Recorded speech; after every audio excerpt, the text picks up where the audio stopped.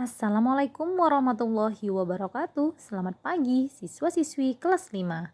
Anak-anak, hari ini kita akan membahas tema 1, subtema 2, pembelajaran 2. Mari kita baca tujuan pembelajaran kita hari ini. Tujuan pembelajaran 1. Dengan mengamati gambar, siswa mampu memahami tulang sebagai salah satu organ gerak manusia secara benar. 2. Dengan membaca, siswa mampu mengolah informasi dari bacaan dan menentukan ide pokok dari setiap paragraf. 3. Dengan mengamati gambar, siswa mampu menyebutkan berbagai jenis tulang sebagai organ gerak pada manusia secara tepat. Tahukah kamu, rangka tubuh menopang tubuh kita agar dapat berdiri. Rangka tubuh juga merupakan alat gerak tubuh. Tulang-tulang penyusun rangka dikelompokkan menjadi 1. Rangka kepala atau tengkorak. Yang kedua adalah rangka badan. Lalu yang ketiga adalah rangka anggota gerak yang terdiri dari anggota gerak atas dan anggota gerak bawah. Selanjutnya, kita akan mengenal tulang penyusun rangka kepala. Rangka kepala terdiri dari tulang ubun-ubun, tulang dahi, tulang hidung, tulang sekat hidung, tulang mata, tulang rahang atas, tulang rahang bawah, tulang pelipis, dan tulang kepala belakang. Kemudian, rangka badan terdiri dari tulang rusuk pertama, tulang dada hulu, tulang dada badan, tulang dada taju pedang, 2 ruas tulang rusuk melayang, 3 ruas tulang rusuk palsu. Kemudian ada 7 ruas tulang leher, 12 ruas tulang punggung, 5 ruas tulang punggung, 5 ruas tulang kelangkang, kemudian 4 ruas tulang ekor.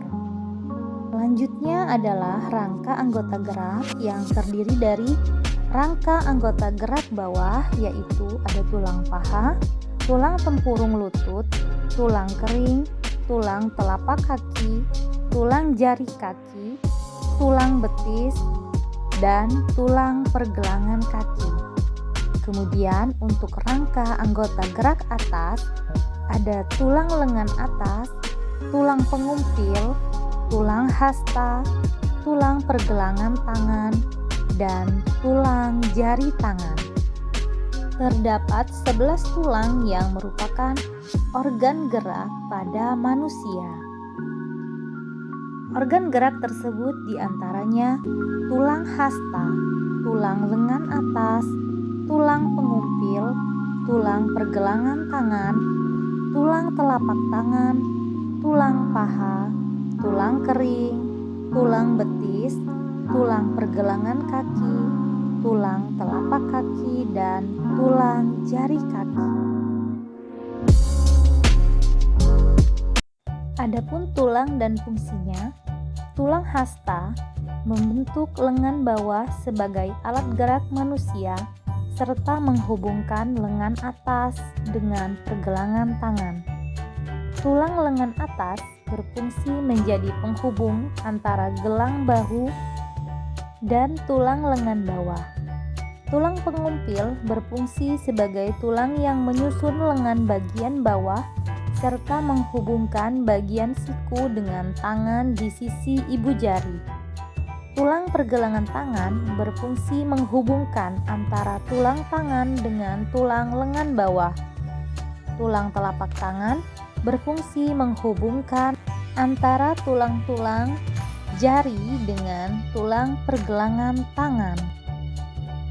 Lalu tulang paha berfungsi sebagai penyangga tubuh serta menghubungkan tubuh bagian pinggul dan lutut.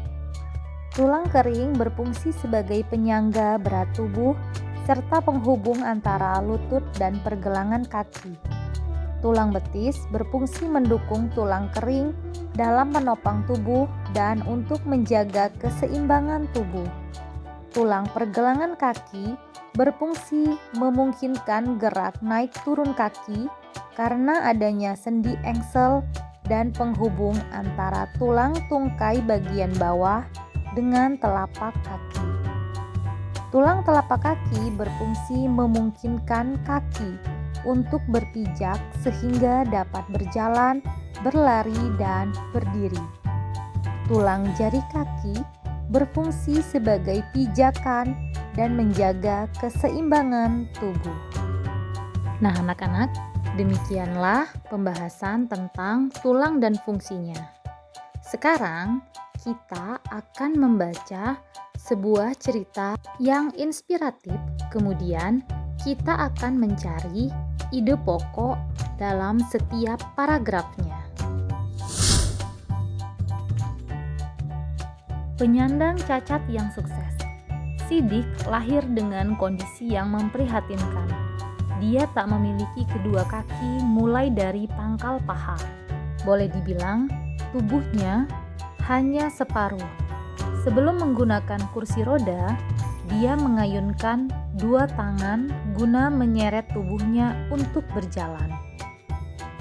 Meski tubuhnya tak sempurna sejak kecil, Sidik tidak pernah mau merepotkan orang lain. Ia selalu berusaha melakukan semua aktivitasnya sendiri. Dia juga tidak mau dipapah atau digendong. Saya tidak mau dikasihani orang. Saya ingin sukses bukan karena orang kasihan kepada saya, tetapi karena kerja keras saya, katanya lugas. Setelah bertahun-tahun bekerja di Yayasan Swa Prasidya Purna, tetapi tidak menghasilkan materi berarti, Sidik memilih keluar dan mencari pekerjaan lain. Dengan bekal ijazah diplomanya, dia diterima di sebuah perusahaan kontraktor sebagai staf personalia. Tapi belum lama dia bekerja, krisis moneter pada tahun 1998 menghantam dan perusahaannya terpaksa tutup. Maka dimulailah periode Sidik menjadi pengangguran. Tetapi dia tak mau lama-lama menganggur. Sidik mulai mengikuti berbagai kursus keterampilan yang diadakan oleh Pemda DKI bagi penyandang cacat. Salah satu kursus yang memikat perhatian Sidik ialah kursus membuat kerupuk dari singkong. Modalnya ketika itu sumbangan dari Pemda DKI sebesar 1 juta rupiah.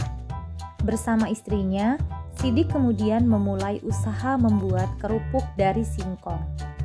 Dulu belum ada merek, plastik pembungkusnya masih polos, katanya. Pada awal produksi, dia memproduksi sekitar 100 bungkus kerupuk berukuran 2 ons dari bahan baku singkong sebanyak 10 kg.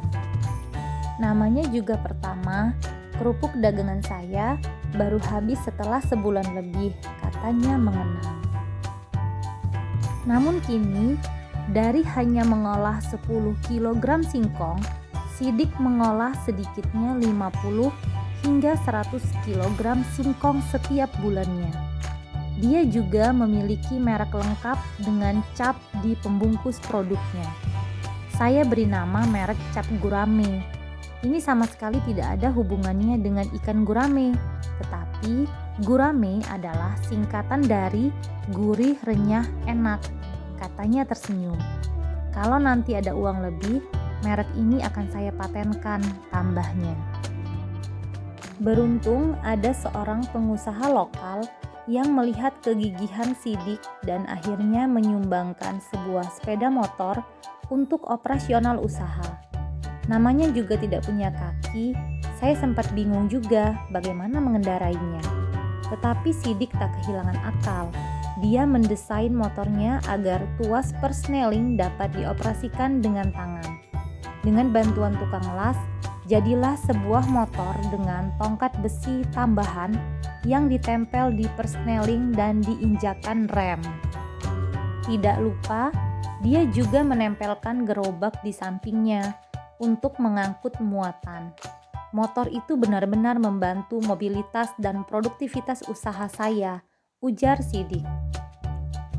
Saat ini Sidik terus mengembangkan pemasaran produknya. Setiap hari dia masih berkeliling ke koperasi-koperasi atau warung di seluruh pelosok ibu kota. Bahkan saat Kabari mewawancarainya, 2 kali telepon selulernya berbunyi dari orang yang meminta agar pasokan kerupuk cap gurame segera dikirim. Kini, dari hasil usahanya, Sidik mengantongi keuntungan berkisar 1-2 juta rupiah per bulan. Meski jumlahnya kecil, apa yang diperbuat Sidik termasuk luar biasa. Dengan keadaan yang terbatas, dia menjadi entrepreneur sejati. Meminjam rumusnya Pak Ciputra, pengusaha dan dosen mata kuliah entrepreneurship, bahwa Indonesia membutuhkan sedikitnya 20% penduduknya menjadi entrepreneur, barulah menjadi negara makmur. Maka, Sidik telah memulainya bertahun-tahun lalu. Jelaslah Indonesia membutuhkan orang-orang gigih seperti Sidik. Nah, anak-anak, demikianlah 8 paragraf dari sebuah bacaan yang sangat menginspirasi. Tugas kalian hari ini adalah berdasarkan bacaan di atas, temukan ide pokok masing-masing paragrafnya. Nah, anak-anak, ada 8 paragraf ya, berarti ada 8 ide pokok. Baiklah anak-anak, selamat mengerjakan dan jangan lupa mengirimkan tugas kalian ke WA Ibu. Baiklah anak-anak, kita akhiri pembelajaran hari ini. Wassalamualaikum warahmatullahi wabarakatuh.